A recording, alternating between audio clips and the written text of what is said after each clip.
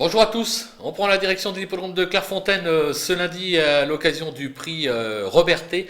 On va évoluer sur 1800 mètres, ils seront 16 à s'y rendre au départ, une course pas si simple à décrypter, mais on va faire le job et on va commencer par nos bases avec l'As Episodia qui vient de bien se défendre à ce niveau et sur ce parcours. Elle a déjà gagné quinté sur cette piste, c'était lors de l'été 2020, même si elle reste chargée, je pense qu'elle peut aller au bout.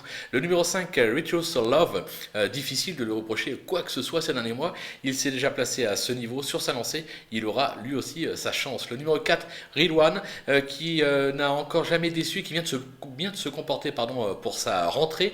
Il passe un test à ce niveau, mais il semble en avoir à la pointure. Je sais qu'il est estimé au sein de son entourage. Ne le sous-estimez pas. Les opposants avec le 9 Wood City qui s'est déjà illustré à ce niveau et sa récente fin de course à Compiègne n'est pas passé inaperçu. En forme, il peut espérer brouiller les pistes dans cette épreuve. Le numéro 12 Ladybug qui n'a cessé de s'illustrer cette année mais à un niveau moindre. Elle est prise à sa valeur. C'est un petit test mais moi personnellement j'y crois. Le numéro 10 Mary Sunchi qui est plutôt constante depuis ses débuts mais qui donne surtout sa pleine mesure sur le mail.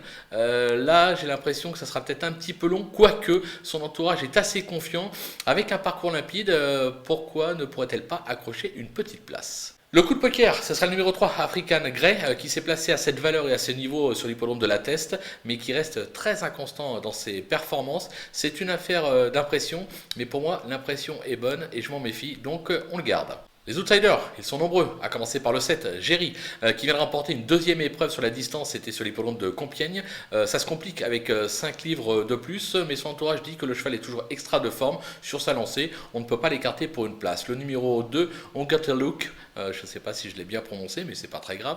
La constance n'est pas son fort, mais le potentiel est là. Il est sur sa meilleure distance, mais ne possède plus trop de marge au poids, raison pour laquelle je l'ai descendu un petit peu dans ma sélection. Le numéro 11, L'Ange de Minuit, qui est plutôt régulier, mais qui a surtout brillé sur les distances entre 1002 et 1400 mètres.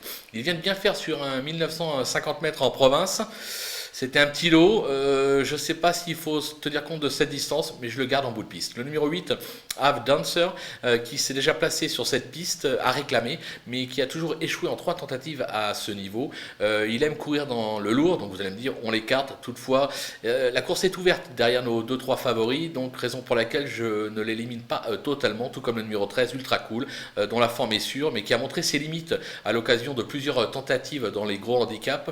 Pas d'emballement, si vous avez la place, vous le gardez, si vous n'avez pas la place, vous l'écartez. Les délaissés, le 6, Falcon Run, qui a gagné quinté sur la distance à Compiègne en mars dernier, qui a été pénalisé de 4 kg depuis, il n'a plus confirmé. Le handicapeur a fait un petit geste, mais pour moi ça ne suffira pas, en plus il n'aura pas son terrain, on l'écarte. Le 14, Soul Dancer, ce transfuge allemand a gagné une course pour Gentleman à Chantilly en juillet dernier, la donne change ici, pas sûr qu'il ait la pointure. Le 15, Valcose, quelques bonnes sorties depuis ses débuts, notamment dans le centre-est de la France. Il passe un test à ce niveau, mais je doute de sa valeur dans cette catégorie, raison pour laquelle je ne le garde pas. Et on finit avec le 16, Pittinger, 4 tentatives cette année pour autant d'échecs, dont 3 à ce niveau, même en bas de tableau, difficile de lui voir la moindre chance. Voilà, on a fait le tour de cette course qui s'annonce des plus ouvertes, pas simple à décrypter. On va se quitter avec ma sélection et mes conseils de jeu.